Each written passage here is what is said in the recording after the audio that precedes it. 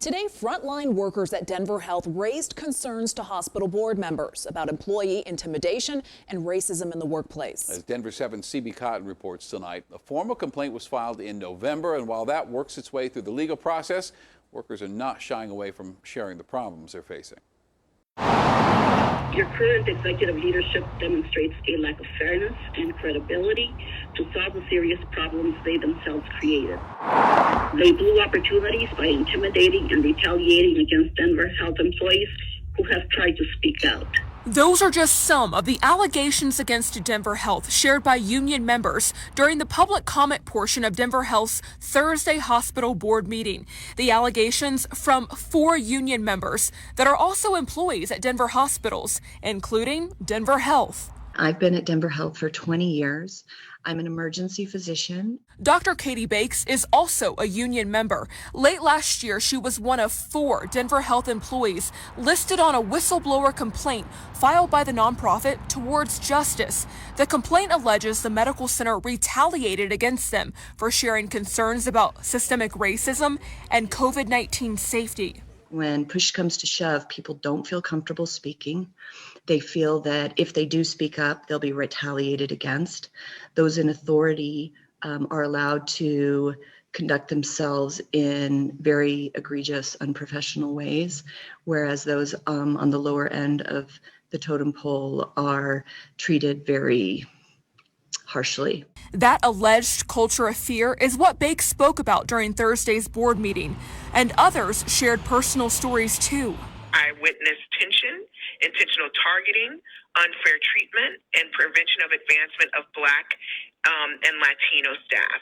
The retreat from a commitment to equity under the current administration is glaring. After the public comment portion, the board unveiled plans for a 3-year equity blueprint. And a statement to Denver 7, Denver Health says the blueprint will, quote, include recommendations around internal and external policies, clinical practices, and relationships with our communities. There's a lot of people coming out, and they're not going to stop. I am hopeful that, they'll see what their employees are telling them. In a statement to us, Denver Health says it's difficult for their leadership to hear these claims of systemic racism, pay inequities, and retaliation. They also say it goes against what their institution stands for, and they're going to work to combat these issues. We've got their full statement over on our website, thedenverchannel.com. For Denver 7, I'm CB Cotton. It's been a few months now since Colorado launched its COVID-19 exposure notification system that sends an alert to your cell phone if you come into contact with somebody who's tested positive. But some people find that app confusing. If you go to exposure checks in the menu, you'll find something called matched key count. A 0 is good news, but some people felt a little panicked when they saw a 1, a 2, even a 7 pop up. State health staff say there's a simple explanation. A matched key indicates that your phone has detected an encounter with a person with a positive test result, but that encounter was not long enough or close enough to be considered an exposure. To trigger the alert, you have to have been within 6 feet of someone who tested positive for at least 15 minutes. And one other note here, the system may not send you alerts in real time.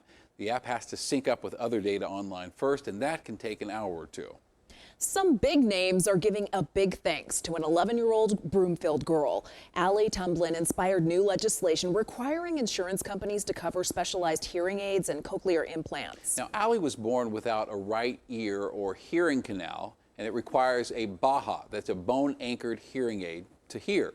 And when her insurance denied coverage for that BAHA, she wrote to Congressman Joe Neguse explaining the situation.